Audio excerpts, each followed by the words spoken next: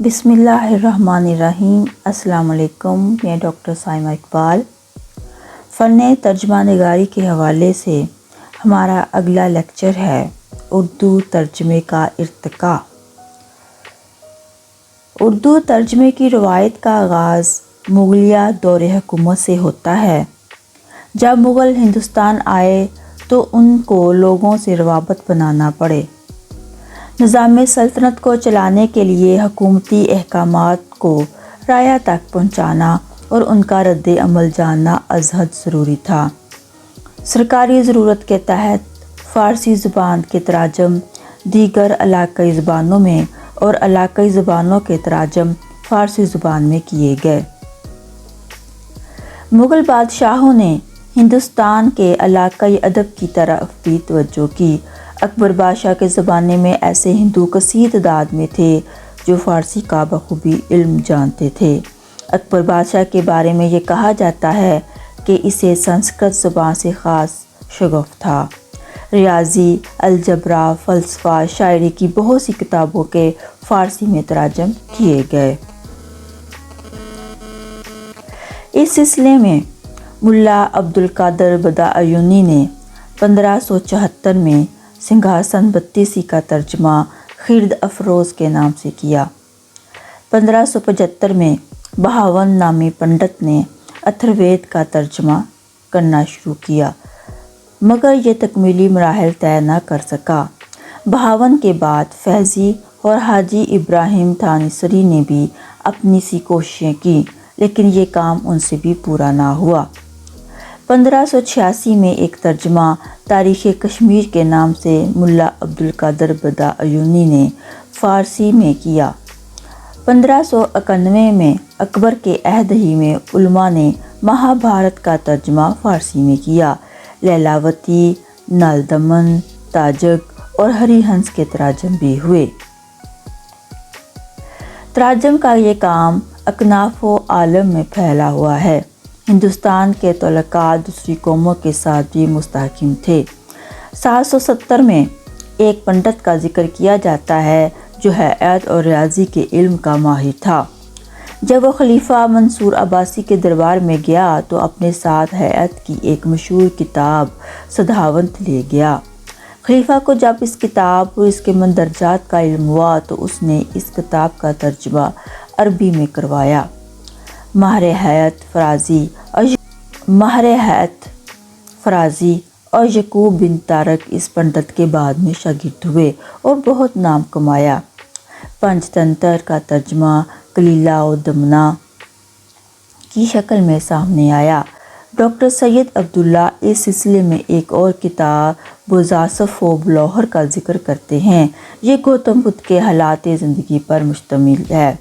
بدھ کی تعلیمات کو تمثیلی پرایا میں لکھا گیا ہے۔ ان کتابوں کے علاوہ سنسکرت کے قصے کہانیوں، جادو منتر، کیمیا، حکومت کرنے کے طریقے اور لڑائی کے فن کی بہت سی کتابیں عربی اور فارسی سے اردو میں ترجمہ ہوئیں۔ اردو زبان کی ابتدا کے وقت بہت سے تراجم ہوئے۔ کوئی زبان بھی جب اپنے قدموں پہ چلنا سیکھتی ہے تو اسے اپنے آپ کو وسیع بنانے کے لیے دوسری زبانوں کے الفاظ مستعار لینے پڑتے ہیں، دوسری زبانوں کے الفاظ کا انتظام کرنا ہوتا ہے۔ اردو نے بھی کیا۔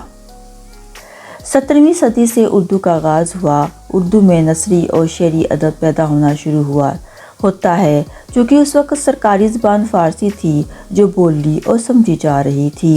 فارسی زبان میں نظام حکومت چلایا جا رہا تھا، اس لیے لوگ اسے سیکھتے تھے اور سمجھتے بھی تھے۔ اردو کے ابتدائی سرمایہ پر فارسی کے گہرے اثرات ہیں۔ فارسی زبان میں مستعمل تشبیہات، استعارات، تلمیحات، الفاظ اور فارسی کے اصناف سخن کا جوں کا تو استعمال کیا گیا، اور بعض دفعہ اپنی تحریر میں ندرت پیدا کرنے کے لیے مصنفین اس میں جدت بھی پیدا کر لیتے تھے۔ چونکہ فارسی بنیاد تھی اور اردو اس کے زیر سایہ پرورش پا رہی تھی، اس لیے کثیر تعداد میں الفاظ اردو زبان میں در آئے۔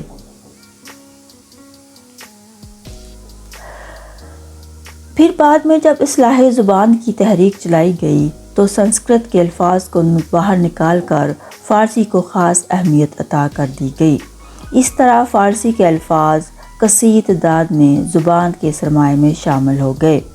اگرچہ اصلاح زبان کی تحریک نے اردو زبان کو فارسی الفاظ سے مزین کر دیا، لیکن سنسکرت کی کوملتا الفاظ کو نکال باہر کرنا بھی کرینِ انصاف نہ تھا۔ اردو کے ابتدائی دور میں فارسی، عربی اور سنسکرت سے بہت سے تراجم کیے گئے۔ تراجم کے موضوعات متنوع تھے۔ مذہب، تصوف، شاعری، داستان، حیات، فلسفہ کی مختلف علوم کتابوں کے تراجم اردو میں کیے گئے۔ اب سوال پیدا ہوتا ہے کہ اردو زبان میں پہلا ترجمہ کون سا ہے؟ تمہیدانِ ہمدانی کا ترجمہ عربی سے اردو میں کیا گیا۔ اس کتاب کے عربی زبان کے مصنف ابو الفضائل عبداللہ بن محمد عین القزاد ہمدانی ہیں۔ اس کتاب کو اردو کے پیکر میں شاہ میرا جی شمس الاشاق نے ڈالا۔ اس کتاب تمہیدانِ ہمدانی کو اردو کا پہلا ترجمہ تسلیم کیا جاتا ہے، لیکن کچھ لوگ اس سے اختلاف بھی کرتے ہیں۔ بعض لوگوں کے نزدیک یہ ترجمہ پہلا ترجمہ نہیں ہے۔ دستور اشاق، یہ کتاب فارسی زبان میں لکھی گئی ہے اور اس کا اردو میں ترجمہ سبرس کے نام سے کیا گیا۔ دستور اشاق ابو الفتاحی نشاپوری کی کتاب ہے۔ اس کو اردو جامہ ملا وجی نے پہنایا۔ اس سبرس کو اردو کا پہلا ترجمہ مانا گیا ہے۔ 1704 میں معرفت السلوک، جو کہ فارسی تصنیف ہے، اس کا اردو میں ترجمہ کیا گیا۔ معرفت السلوک شیخ محمد کی کتاب ہے اور اسے اردو میں شاہ ولی اللہ قادری نے ترجمہ کیا تھا۔ طوطی نامہ، یہ فارسی کی کتاب ہے۔ اسے سید محمد قادری نے تصنیف کیا تھا۔ اس کا 18ویں صدی میں اردو میں ترجمہ کیا گیا اور اس زمانے کے اندر کربل کتھا بھی ترجمہ کی صورت سامنے آئی۔ کربل کتھا یہ اردو ترجمہ ہے۔ یہ ترجمہ ملا فضل علی فضلی نے کیا تھا۔ یہ کتاب در حقیقت سید الشہداء کا ترجمہ ہے، جو کہ ملا حسین وائس کاشفی کی کتاب ہے۔ اگر یہ تراجم آج کے تراجم کے بنیادی اصولوں پر پورا نہیں اترتے، یہ آزاد تراجم کی صورت تھی، بعض اوقات اصل کتاب کی تلخیص ہوتی۔ سائنسی بنیادوں پر تراجم کے اصولوں کی پاسداری کی اس وقت توقع رکھنا عبث ہے۔ اس وقت یہی کافی تھا کہ ایک زبان کا علم و ادب، شعور و ادراک، جذبات و احساسات اردو زبان میں منتقل ہو رہے تھے۔ علاوہ اس کے عیسائی تاجر تجارت کی غرض سے جب ہندوستان میں وارد ہوئے اور ایسٹ انڈیا کمپنی کے سائے تلے ہندوستان کے وسائل کو لوٹنے کا ایک بہانہ کیا، اب ان کو تبلیغی اور تجارتی مقاصد کے لیے زبان کو سیکھنا تھا۔ اپنی زبان کو دوسروں کو سکھانا اور ان کی زبان سے واقفیت ضروری تھی۔ انہوں نے اپنی مذہبی کتابوں کے تراجم اردو میں کیے۔ اس سلسلہ میں جو تراجم ہمارے سامنے آتے ہیں وہ ہیں کتاب پیدائش کے پہلے 4 بابوں کا ترجمہ ہندوستانی، جس کا ترجمہ پنجمن شولٹرز نے کیا تھا۔ کتاب دانیال کا ترجمہ بھی شولٹرز نے کیا تھا۔ ہندوستان کا لسانیاتی جائزہ گریسن کی اس کتاب میں ان تراجم کی تفاصیل کے ساتھ موجود ہے۔